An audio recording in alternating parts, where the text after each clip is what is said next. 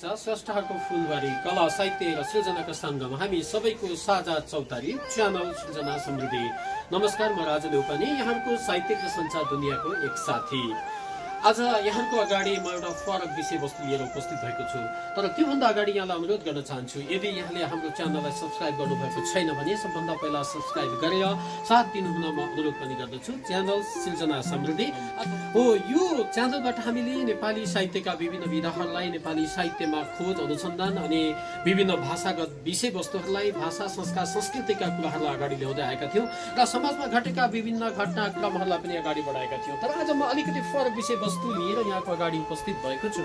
यहाँलाई थाहा नै छ, अहिले विश्वभर कोरोनाको महामारी परेको छ। यो महामारीको अवस्थामा विश्व मानव समुदाय नै यसबाट पीडित भएको छ र घरभित्र बस्नुपर्ने बाध्यता आएको छ। यसै क्रममा नेपाल सरकारले लकडाउन गर्यो। लकडाउन सँगसँगै हामी काठमाडौँवासीहरू अथवा नेपालका सम्पूर्ण भूभागमा बस्ने मान्छेहरू घरभित्र बस्नु बाध्य भयो। यति मात्र होइन, अझ काठमाडौँ सहरमा त जाने ठाउँको अभाव छ। यहाँको कृषियोग्य भूमिमा अहिले घर बनेका छन्, जताततै सहरै सहर छ, घरै घर छ। हो, यसै क्रममा हामी पनि घरमा बस्न बाध्य भयौँ। कर्मचारी, विद्यार्थी अथवा विभिन्न पेसा र व्यवसायमा संलग्न व्यक्तित्वहरू सबै नै घरभित्र भएको अवस्थामा केही न केही गर्नुपर्छ भन्ने धारणा विकास भयो। यो धारणा सँगसँगै हामीले सोच्यौँ आफ्नो मुख्य पेसालाई, कृषि पेसालाई। कृषिमा आत्मनिर्भरता नभएकोले धेरै समस्या आएको कुरा पनि यति बेला गएर अवगत भयो। हो, यो कोरोना भाइरस महामारीले नराम्रो सँगसँगै केही राम्रो सन्देशहरू पनि दिएको छ। हामी नेपालीहरू कृषि प्रधान देशमा बस्छौँ। कृषि प्रधान देश नेपालका हामी नेपालीहरू कृषि पेसाबाटै आर्जेका चिजहरू खाएर हुर्केर बढेर त्यहीबाट शिक्षा लिएर विद्यालय अध्ययन गरेर सहर पस्यौँ। सहरबाट विदेश गयौँ, विदेशबाट के शिक्षाहरू सिकेर स्वदेशमा आयौँ। तर पनि कृषि पेसालाई हामीले अवहेलना गरेका थियौँ, हेला गरेका थियौँ। तर अहिले बल्ल थाहा हुँदैछ, कृषि हाम्रो मुटु हो। यही कृषि हाम्रो मुटु हो, कृषि हाम्रो अभिन्न अङ्ग हो भन्ने अवस्थालाई उजागर गर्नको लागि समयको सदुपयोग गर्ने न्युमा हामीले हाम्रो आफ्नै घरमा केही तरकारीहरू लगाएका थियौँ। त्यो पनि सामान्य गमलामा अनि माछाको क्यारेटहरूमा। हो, यसरी लगाएको यो बक्सको तरकारीले पनि हामीले लकडाउनको समयमा आफूलाई बचाउन सफल भयौँ, हामीलाई पाल्न सफल भयौँ भने त्यसै गरी आज म यहाँहरू समक्ष अर्को एउटा विषयवस्तु पनि बताउँछु। यसलाई पनि केही व्यावसायिकतामा लान सकिन्छ। भनिन्छ नि, जहाँ जे उपलब्ध हुन्छ स्रोत र साधन त्यसैको सदुपयोग गर्नुपर्छ। त्यो सदुपयोग गर्दा प्रकृतिको संरक्षण गर्नुपर्छ, समाजको उत्थान गर्नुपर्छ र घर परिवारका सदस्यहरूको उपयोगितालाई ध्यान दिनुपर्छ भनिन्छ। त्यसै क्रममा हामीले हाम्रो आफ्नै घरको छतमा लगाएको केही तरकारीहरू र ती तरकारीसँग सम्बन्धित केही पक्षहरू यहाँसँग म देखाउन चाहन्छु। हजुर, अब यो अहिले यहाँले देखिराख्नु भएको छ, म उभिएको सँगसँगै यहाँ विभिन्न तरकारीका बोटहरू छ। मेरो छेउमा यो अकबरी खोर्सानी छ, त्यसै गरी यतापट्टि यहाँ इस्कुस अनि त्यसै गरी फर्सी, सिमी, बोडी र यहाँलाई थाहा नै होला यहाँ नजिकै बोजो छ। बोजो अहिले एकदमै औषधिजन्य पदार्थ हो। अहिले विदेशबाट आउने धेरै साथीहरूमा हामी कुराकानी गर्दा सञ्चारकर्मी, साहित्यकर्मी भएको नाताले हामी छलफल गर्दा पनि यो भन्छौँ, नेपाल सरकारले नेपालका डाँडा काँडामा बोजो खेती गर्नको लागि विदेशबाट आउने व्यक्तित्वहरूलाई उपयोग गर्न सके अझ राम्रो हुन्थ्यो। यो औषधिको उपयोग हुन्छ। तपाईँलाई सामान्य रुगा खोकी लाग्दा, घाँटी दुख्दा पनि यसको प्रयोग गरिन्छ। जस्तै सुअर बसेको व्यक्तिलाई यो खायो भने सुअर खुल्छ। यो पात हो, यसको तल जरा हुन्छ, यो खाने चिज तल हुन्छ र यसलाई पनि चियामा राखेर यहाँले प्रयोग गर्न सक्नुहुन्छ, पानीमा राखेर प्रयोग गर्न सक्नुहुन्छ। अहिले डाक्टरहरूले दिएको सल्लाह अनुसार पनि बोजो, त्यसै गरी सँगसँगै विभिन्न औषधिजन्य तत्त्वहरूको चाहिँ यहाँ हामीले राम्रोसँग प्रयोग गर्न सक्यौँ भने कोरोना भाइरसको महामारीबाट बस्न सकिन्छ। त्यसलाई अलिकति शारीरिक तन्दुरुस्ती लिन सकिन्छ भन्ने कुरा आएको छ। यहाँ देख्नुहुन्छ यो काँक्रो मैले छोडिरहेको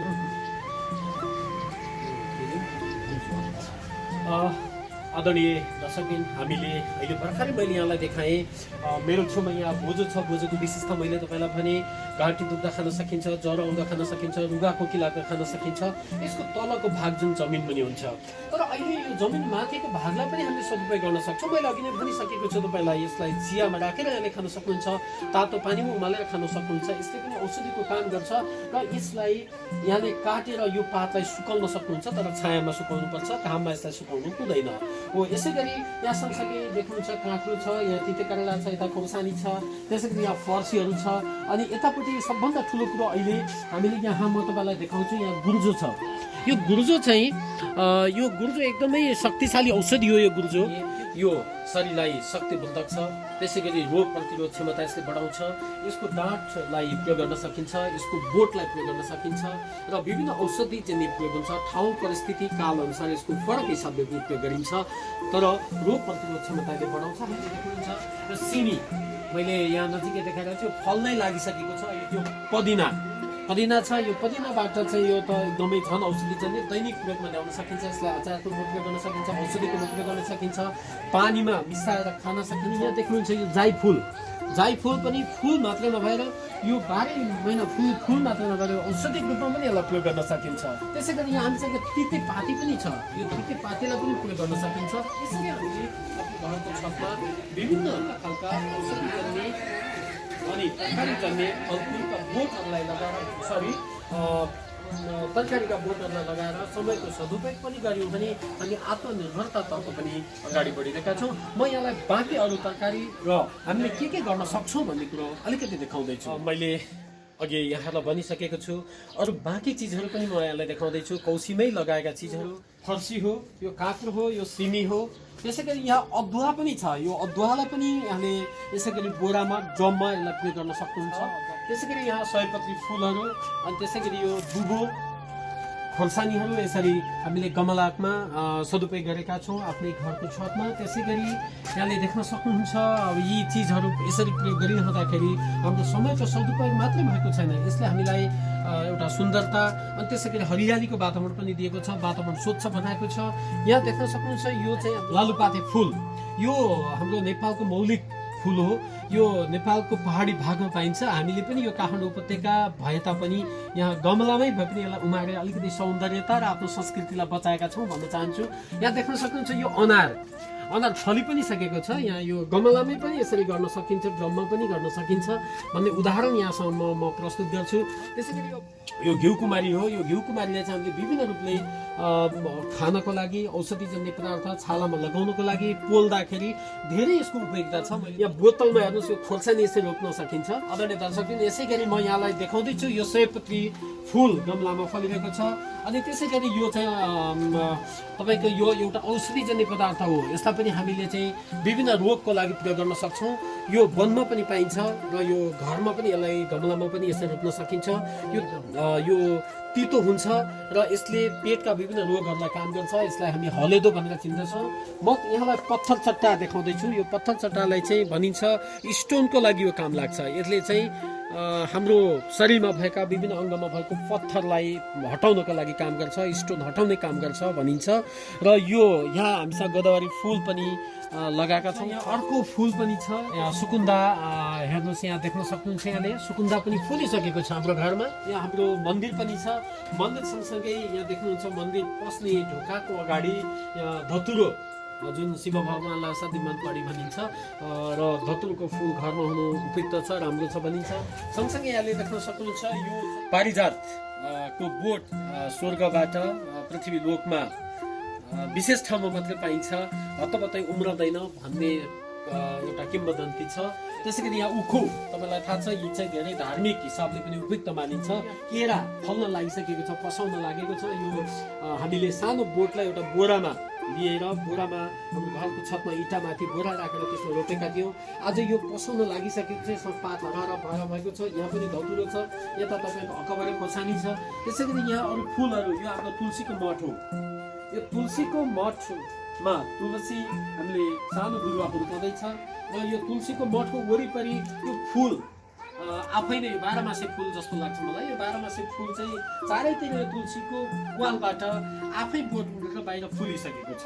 यसरी विभिन्न किसिमका फुलहरूलाई घरमा सजाउँदाको मजा छुट्टै, हरियाली छुट्टै छ।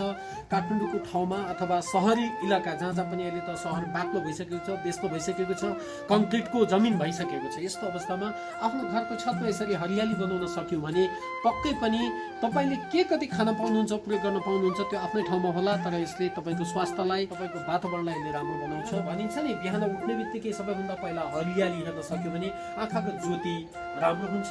यो कागतीको बिरुवा यसरी हुर्काउँदैछ। हामीले कागती पनि रोपेका छौँ, साग छ, त्यसै गरी यतापट्टि मेरो सामान्य भन्नुहोस् यो हिउँदे सिमी भन्छ यसलाई, यो सिमी अहिले फलिसकेको छ र आशा छ यसले पछि हामीलाई राम्रै उत्पादन दिनेछ। यतापट्टि कर्कलो पनि हुर्किरहेको छ। मैले यहाँलाई देखाएको छु, यति गर्न सकिँदो रहेछ। तपाईँ पनि गर्नुहोस् है, समयको सदुपयोग पनि हुन्छ, हरियाली पनि हुन्छ र हामी आत्मनिर्भरतातर्फ अगाडि बढ्न पनि सक्छौँ। थोरै भए पनि हाम्रो आय स्रोत अलिकति बचत हुन्छ, पैसा बचत हुन्छ, किनभने डे टु डे तरकारी किन्न जानु पर्दैन। हामीले लकडाउनको समयमा धेरै तरकारी घरबाट नै प्रयोग गर्न सक्यौँ, धेरै तरकारी यही ठाउँबाट हामीले खान सक्यौँ।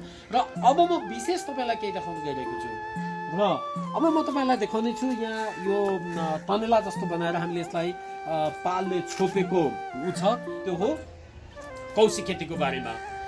आदरणीय दर्शकवृन्द, हामीले ललितपुर कृषि ज्ञान केन्द्रको सहयोगमा भर्खरै यो कौशी खेतीको प्रावधान अनुसार कौशी खेती व्यवस्थापन गरेका छौँ।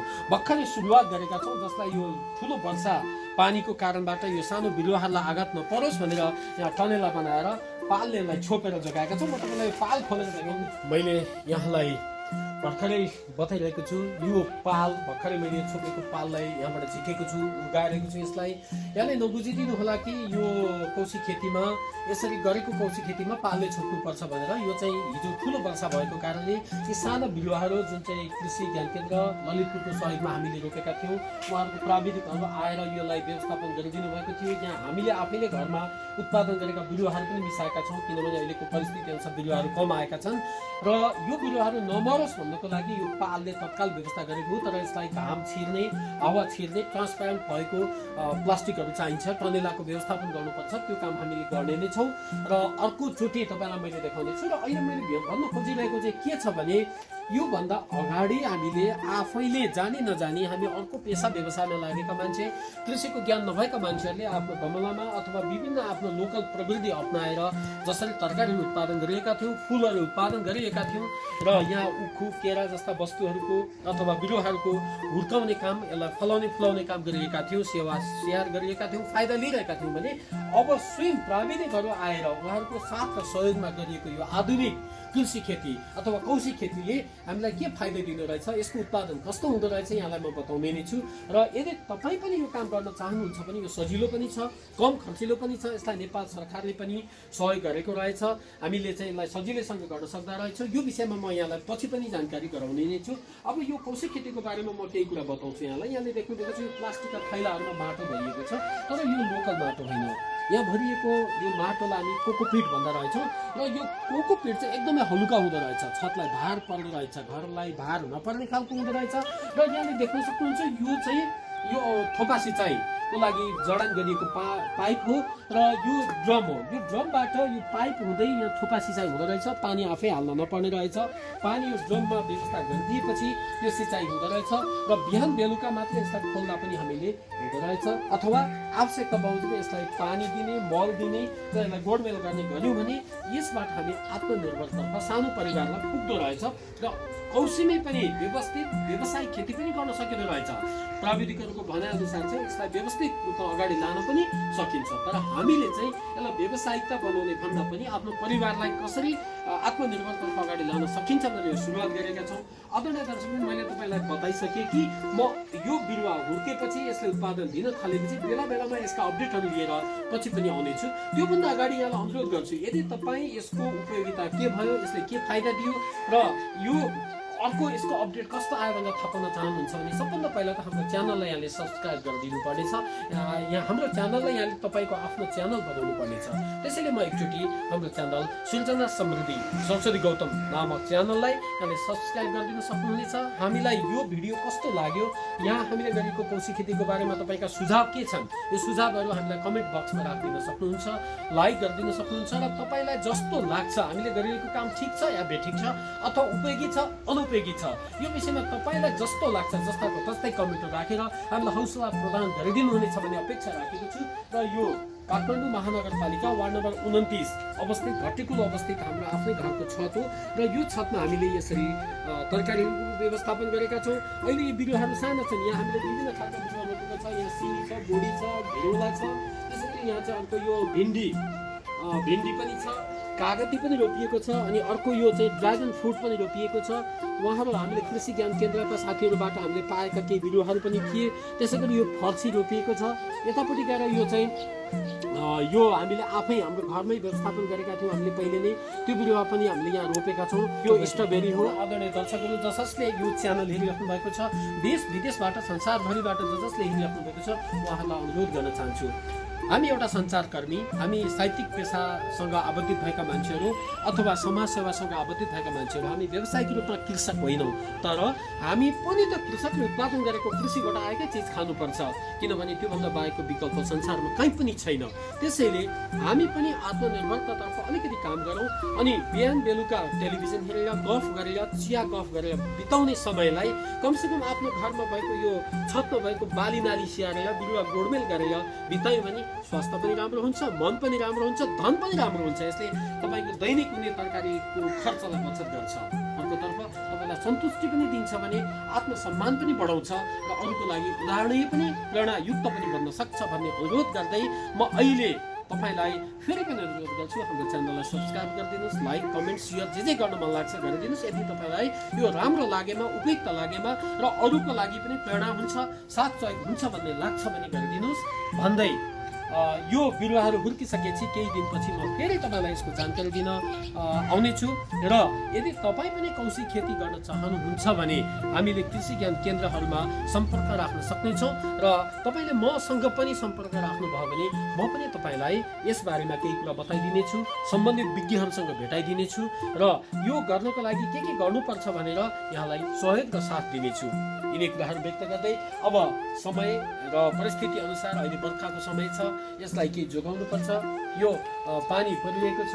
अब मैले तपाईँले यो भिडियो देखाउँदै यो गतिविधिहरू देखाउँदै म पनि रुचिरहेको छु, देख्नु भएको छ पानी आइसकेको छ। त्यसैले अब म तपाईँबाट बिदा हुने तर्खरमा लागेको छु। अर्को पटक यसै गरी केही नयाँ चिजहरू, नयाँ विषयवस्तुहरू, उपयोगी चिजहरू लिएर तपाईँको सम्म आउने बाचा गर्दै म तपाईँको संसार साहित्य र समाजसेवा दुनियाँको एउटा साथी, तपाईँकै भाइ, तपाईँको साथी, तपाईँको मित्र अहिलेलाई बिदा हुन्छु। नमस्कार। तपाईँको सम्पूर्ण दिन र समय शुभ बितोस्। नमस्कार।